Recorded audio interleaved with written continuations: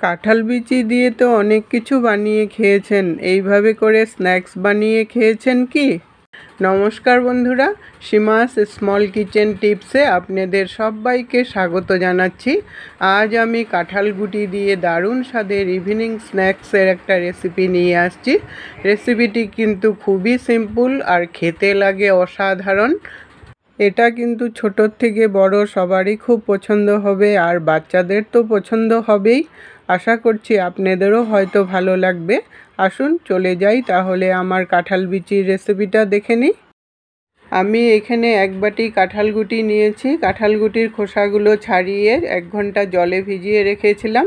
খোসা ছাড়িয়ে এইভাবে জলে ভিজিয়ে রাখলে কাঁঠাল গুটিটা নরমও হবে, তখন সিদ্ধটাও কিন্তু খুব ভালো হবে। এখন কুকার বসিয়ে আমি কাঁঠাল গুটিগুলো সিদ্ধ করে নেব। কুকারে দিয়ে সামান্য পরিমাণে অল্প জল দিয়ে দিলাম, আর স্বাদ মতো একটু নুন দিয়ে দিলাম। নুন দিয়ে দিলে কাঁঠাল গুটিটা তাড়াতাড়িও সিদ্ধ হবে আর সিদ্ধটা খুব ভালো হবে। 4টা মতো সিটি মেরে নেব, তাহলেই সিদ্ধটা খুব ভালো হবে। কাঁঠাল গুটিগুলো সিদ্ধ করে একটা জাজরির মধ্যে নামিয়ে রেখেছিলাম, একটু ঠান্ডাও হয়ে গেছে। এখন আমি কাঁঠাল গুটিগুলোর উপরের যে লাল খোসাগুলো থাকে ওই খোসাগুলো একটু ছাড়িয়ে নেব। একটু হাত দিয়ে ঘষা মারলেই কিন্তু এটা উঠে যায়। যেই জায়গাটা উঠে না ওই জায়গায় একটু নখ দিয়ে ঘষে ঘষে উঠিয়ে নিলেই সুন্দর করে উঠে যায়। এইভাবে করে পুরোটা কাঁঠাল গুটির খোসাগুলো ছাড়িয়ে নেব। সবগুলো কাঁঠাল বিচি এইভাবে করে ছাড়িয়ে আলাদা একটা বাটিতে নিয়ে নিলাম। এখন পরের কাজটা আমি মিক্সিতে পেস্ট করব। আপনাদের কাছে যদি শিলনোড়া থাকে তাহলে শিলনোড়াতেও এই কাজটা করতে পারবেন। মিক্সিতে বিচিগুলো দিয়ে খুবই সামান্য পরিমাণে একটু জল দিয়ে দিলাম। জলটা না দিলে ভালো করে পেস্টটা হবে না, তাই আমি জলটা দিলাম। শিলনোড়াতে করলে কিন্তু এই জলটা দিতে হয় না। এখন পেস্টটা আমার হয়ে গেছে, একটা স্মুথ পেস্ট করে নিয়েছি। পেস্টটাকে একটা বাটির মধ্যে নিয়ে নিলাম। এইভাবে করে বাকি বিচিগুলোও আমি পেস্ট করে নেব। সব বিচিগুলো পেস্ট করে নিয়ে একটা বাটির মধ্যে নিয়ে নিলাম। এখন আমি কড়াই বসিয়েছি। কড়াইতে 3 চামচ পরিমাণ সরষের তেল দিয়ে দিলাম। এটা কিন্তু আপনারা রিফাইন তেল দিয়েও বানাতে পারবেন।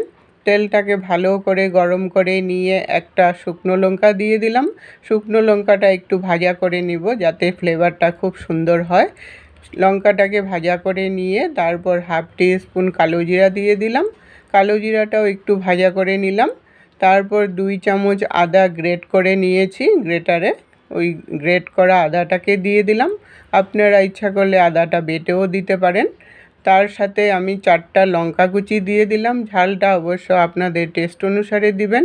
আদা আর লঙ্কাটা একটু সময় ভাজা করে নিব যতক্ষণ না কাঁচা গন্ধটা চলে যায়। আদা আর কাঁচা লঙ্কাটা ভাজা করে নিয়ে 1/2 টিস্পুন হলদি পাউডার দিয়ে দিলাম। হলদি পাউডারটাও একটু ভাজা করে নিতে লাগবে যাতে হলদির কাঁচা গন্ধটা চলে যায়। হলদিটা ভাজা করে নিয়ে তারপর মিক্সিতে পেস্ট করা কাঁঠাল বিচির পেস্টটাকে দিয়ে দিলাম। পেস্টটা দিয়ে এখন তেলের সাথে ভালো করে মেশাতে হবে। এটা কিন্তু একটু সময় নিয়ে মেশাতে হবে যাতে সব দিকে ভালোভাবে লেগে যায়। আপনারা ইচ্ছা করলে এর মধ্যে নানান ধরনের আরও মশলাও দিতে পারেন, যেমন জিরের গুঁড়ো, ধনের গুঁড়ো এইসবও দিতে পারেন, কিন্তু আমি সিম্পলভাবেই একটা করব, তার জন্য আর মশলাটা অ্যাড করলাম না।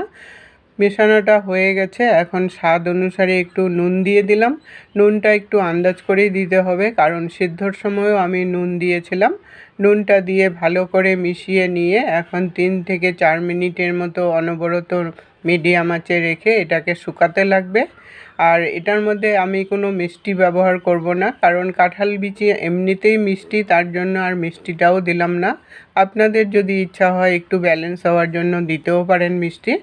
এই মিশ্রণটাকে যত ভালো করে শুকাবেন ততই কিন্তু রেসিপিটা খেতে ভালো হবে। শুকিয়ে যখন একদম দেখবেন কড়াই থেকে উঠে আসছে তখনই বুঝবেন যে মিশ্রণটা একদম শুকিয়েও গেছে আর রেডি হয়ে গেছে। দেখুন আমার মিশ্রণটা কিন্তু একদম কড়াই থেকে উঠে আসছে, মানে একদম রেডি হয়ে গেছে। এখন আমি নামিয়ে একটু ঠান্ডা করে নেব। ঠান্ডা না হলে কিন্তু পরের স্টেপটা বানানো যাবে না। মিশ্রণটা অনেকটাই ঠান্ডা হয়ে গেছে, একটু গরম গরম ভাব আছে। এই গরম গরম ভাব থাকা অবস্থাতেই কিন্তু পরের স্টেপটা বানাতে হবে, না হলে শক্ত হয়ে গেলে বানাতে অসুবিধা হবে। এখন আমি এটার মধ্যে 1 চামচ কর্নফ্লাওয়ার দিয়ে দিলাম।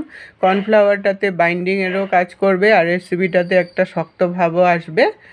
আর হাফ টিস্পুন ভাজা মশলা গুঁড়ো দিয়ে দিলাম। জিরা, ধনে, মৌরি, শুকনো লঙ্কা মিক্সিতে গুঁড়ো করে নিয়েছি ভেজে, ওই গুঁড়ো মশলাটাকে দিয়ে দিলাম। এই গুঁড়ো মশলাটা দেওয়ার জন্য রেসিপিটার মধ্যে কিন্তু একটা সুন্দর ফ্লেভার আসবে। এখন আমি পুরো মিশ্রণটাকে ভালো করে মেখে নেব। এই মাখাটা কিন্তু ভালো করে করতে হবে। এই মাখাটার মধ্যেও কিন্তু রেসিপিটা একটা সুন্দর ফুলা ফুলা ভাব আসবে আর মসৃণ হবে। মিশ্রণটা হয়ে গেছে। এখন আমি 4-5টা টুথপিক নিয়েছি।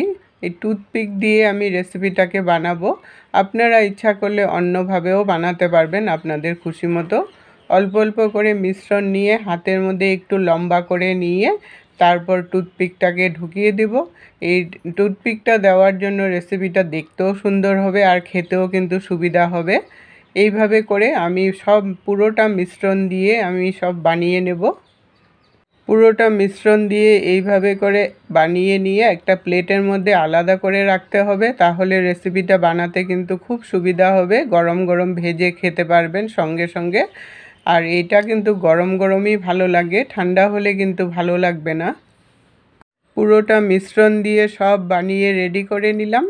তারপর একটা প্লেটের মধ্যে 2 চামচ সাদা তিল নিয়েছি। সাদা তিলটা দিয়ে প্লেটে একটু ছড়িয়ে দিতে হবে, ছড়িয়ে যাতে পাতলা হয়ে যায় ওইভাবে করে ছড়িয়ে দিতে হবে।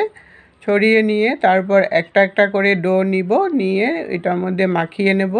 মাখিয়ে নিয়ে তারপর হাত দিয়ে একটু চাপা দিলে তিলটাও বসে যাবে আর দেখতেও কিন্তু খুব সুন্দর লাগবে। যখন এই তিলটা ফ্রাই হবে মুখে যখন কামড় পড়বে খেতে কিন্তু অসাধারণ লাগে। এইভাবে করে আপনারা কাঁঠাল বিচি দিয়ে রেসিপি বানিয়ে খেয়েছেন কিনা আমাকে কমেন্টে জানাবেন। একবার হলেও আপনারা বাড়িতে ট্রাই করে দেখুন, খুবই ভালো লাগে খেতে। সবগুলো এইভাবে করে আমি বানিয়ে রেডি করে নেব, তাহলে ভাজতে সুবিধা হবে। সবগুলো বানিয়ে রেডি করে নিলাম। দেখুন কি সুন্দর লাগছে না দেখতে। এটা কিন্তু যখন গরম গরম খাবেন তখনই ভেজে খাবেন, তাহলেই রেসিপিটা কিন্তু খুব ভালো লাগে। এখন আমি কড়াই বসিয়ে বেশ কিছুটা পরিমাণে রিফাইন্ড অয়েল দিয়ে দিলাম। যেহেতু এটা ডিপ ফ্রাই করব তার জন্য তেলটা একটু বেশি করেই লাগবে। তেলটাকে একটু মিডিয়াম গরম করে নিয়ে তারপর একটা একটা করে ডো দিয়ে দিলাম। এখন ডোগুলো দেওয়ার পরে কিন্তু একদম নাড়ানাড়ি করবেন না, কারণ এই সময় ডোগুলো একদমই নরম থাকে। তার জন্য নাড়ানাড়ি করলে এটা কিন্তু ভেঙে যাওয়ার চান্স থাকবে। একটু এক পিঠ হয়ে যাওয়ার পরে তারপর উল্টিয়ে দিবেন। এইভাবে করে 2 থেকে 3 মিনিটের মতো মিডিয়াম আঁচে রেখে এগুলোকে ভাজতে হবে, যতক্ষণ না হালকা ব্রাউন কালার চলে আসে আর একটা ক্রিস্পি ভাব চলে আসে ততক্ষণ পর্যন্ত এগুলোকে ভাজতে হবে।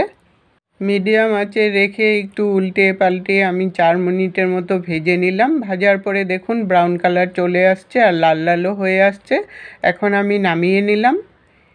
এইভাবে করে বাকিগুলোও কিন্তু ভেজে নিতে লাগবে। সবগুলো আমি লাল লাল করে ভেজে নামিয়ে নিলাম। দেখুন কি সুন্দর লাগছে না, উপরে সাদা সাদা তিলগুলো ভেসে উঠেছে একদম। রেসিপিটা যদি ভালো লেগে থাকে লাইক দিয়ে সবার সাথে শেয়ার করে দিবেন, যাতে সবাই এইভাবে করে বানিয়ে খেতে পারে। এটা কিন্তু সস দিয়ে লাগিয়ে খেতে খুবই ভালো লাগে, বা আপনারা কোনো চাটনি দিয়েও কিন্তু খেতে পারবেন। আজকের টিপস, কাঁঠাল বিচি অনেক দিন ভালো রাখতে হলে মাঝে মাঝে একটু রোদে দিয়ে রাখবেন, তাহলে খুব ভালো থাকবে। এতক্ষণ সঙ্গে থেকে বহুমূল্য সময় দিয়ে আমার বহুমূল্য ভিডিওটি দেখার জন্য অসংখ্য ধন্যবাদ বন্ধুরা। আবার দেখা হবে নতুন রেসিপির সাথে। সুস্থ থাকুন, ভালো থাকুন।